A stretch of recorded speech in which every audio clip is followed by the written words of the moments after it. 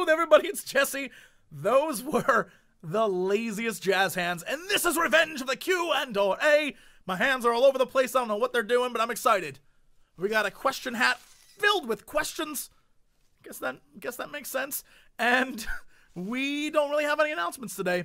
Nothing really important to talk about. Probably should talk about what is going on with my hair. I assume I'm going for some sort of Christopher Reeve Superman kind of thing, but really I think it means I need a haircut.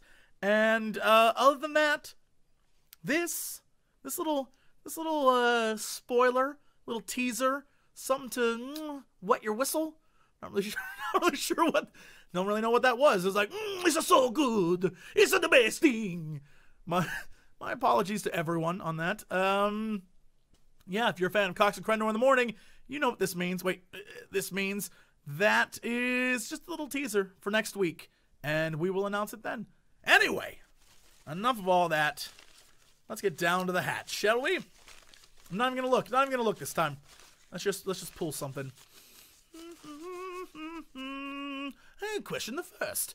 This comes from Mike, who asks me an entire paragraph. Okay, thanks, Mike. I've been watching gaming YouTube channels such as yours for several years now.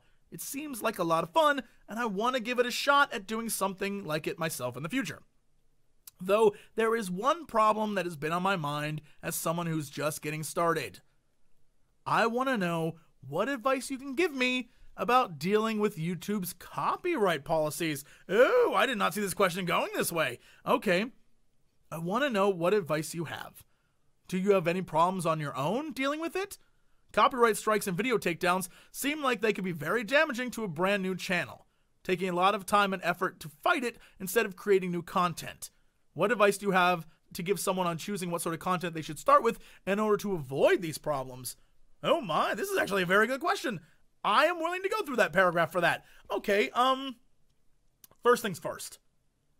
Copyright strikes on YouTube are entirely fickle. They can come at you without notice. They can come at you without reason. They can come at you just because they want to come at you. There is really no rhyme or reason to the whole thing.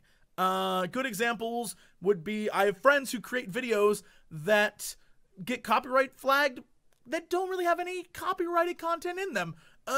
We have our own examples. If you go to the Cox and Crendor, so much synergy this episode. If you go to the Cox and Crendor channel, you can see all the animated videos we do. Only people working on that are myself and Crendor. There's, hopefully you didn't see that. Just sort of had a little spittle accident. Look, my mouth is very, very dry. I need water, but I'm not gonna stop. We're just gonna keep going through, guys. So over on Cox and Crendor, it's just myself and Crendor and Dan. Dan's our animator, and we get flagged all the time by people, by companies, whatever. And mostly because YouTube has a policy of guilty until proven innocent, and so we have to come up with all the information about how we made it, how the sounds are, how the animations are, how even the little intro music bits are. We have to do all of that. YouTube does not care. So people flag us all the time and they're like, it's my stuff. They stole it from me. And we have to prove it. At this point, we literally have a screenshot of Dan at his computer with all the stuff in the background. We're like, it is us. Leave us alone. It's insane. On my channel for games, there's at least 5 times it's happened, but it's not been anything too big. And most of it, I just haven't cared enough. Like, for example, the very first episode of Star Wars: The Old Republic I did, there is the opening scroll from the Star Wars trilogy, or I guess 6-gilogy, now 9-ology, whatever the hell it's called, where it's like da da da da da da. That scroll, the music in that, the Star Wars like opening theme, I got flagged on it, which doesn't make any sense because it's in the game that I assume they wanted us to play because, you know, it was very popular at the time. It gives them press, whatever. I know that Hannah from the Yogscast played some, or maybe it was just the Yogscast themselves. I don't remember who. They didn't get flagged at all. Whatever.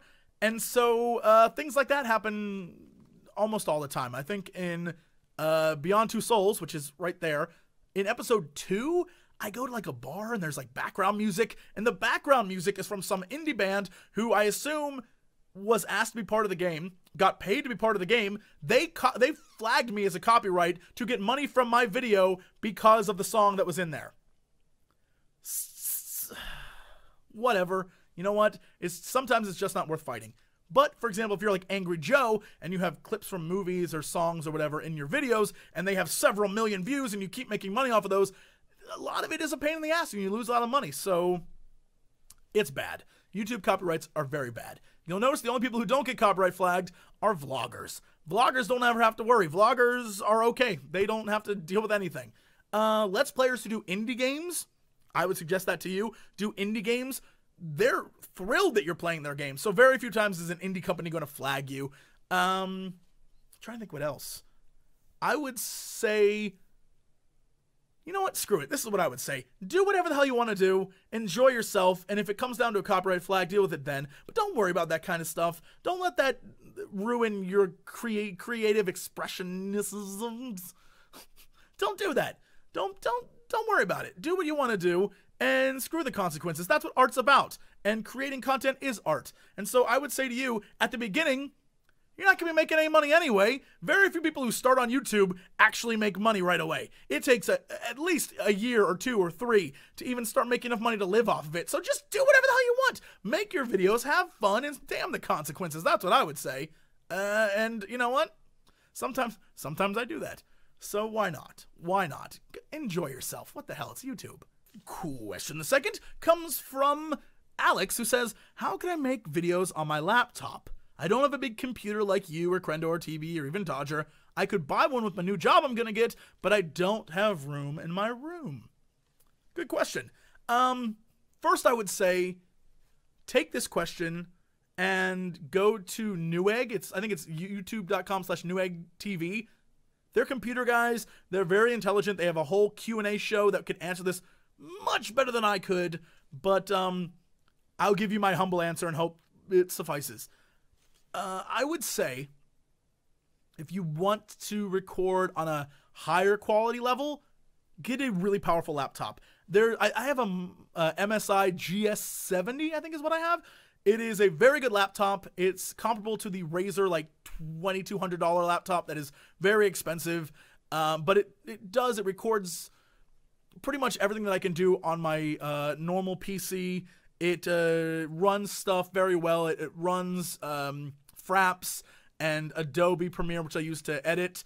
It does all the stuff that I can do. Is it as good as a desktop? No, not at all. There are some laptops out there that are built like huge brick machines that are built like a desktop that you could probably use. I know that Asus has a few. MSI has a few that are very good. You could go with those. If you want to try and work around the limitations of your room, I would say try a mini ATX or ITX case. They're very small, and I have one upstairs that has a GTX 670 in it. So they can be powerful machines if you put the right parts in them, and you can fit them in there, but it is a very small case, and those can work, and then all you have to have is your keyboard, your mouse, and your monitor. But again, that might be a space issue. I'm not sure. I would say look at those. No matter what, if you're going to go for a high-powered laptop, you're going to be spending money. There's no question about it. If you want something that's going to run like a desktop, you're looking at $1,700 plus, if not more.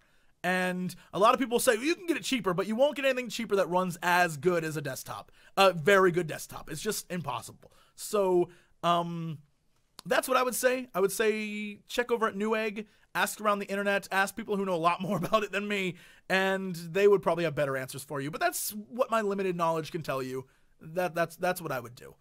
Probably go for a really good, big, bulky laptop that can play these things, that has like big graphics cards in there. I think that would help you a lot. So many big questions. I'm getting dry mouth over here. Need a drink? I don't have any on me. I did not expect this. I thought I was gonna like, Jesse, do you like boobs or butts? First off, both. Secondly, that's the kind of question I expect from you guys. This is too much. This is too much right now. Okay, question the third. This comes from Righteous Destruction. Oh, I like that name. Hey, Jesse, you once mentioned a series of Star Wars novels you read. I can't seem to find the video you mentioned them in, but which Star Wars novels would you recommend other people to read? Well, this is a very good question, mostly because I don't really know right now. I can give you recommendations, which I will, but right now, Disney, since they own the rights to the Star Wars franchise, have made a conclave of Star Wars nerds and lore people to determine what is still canon. So much of what exists out there is no longer canon, and they've retconned a lot, but since I'm a fan of Warcraft, I'm used to retconning, so it's no big deal for me. But there's a lot of stuff out there that will no longer be canon and instead be sort of really fancy written fan fiction. I would say that the best place to start, even though it most likely will not be canon anymore, is the Thrawn trilogy. It is my episodes 7, 8, and 9. It takes place right after Return of the Jedi. It is fantastic. It has a really great villain, probably one of the best in the Star Wars universe. It wraps up the story very, very well, tells you what happens to our characters as they, get older. I would say start there. It is fantastic. The problem with it is that it tells the Clone Wars entirely different. It takes place in the time period where the new movies are going to take place, so there's no way it can be happening unless they make it the new movies, which will not occur.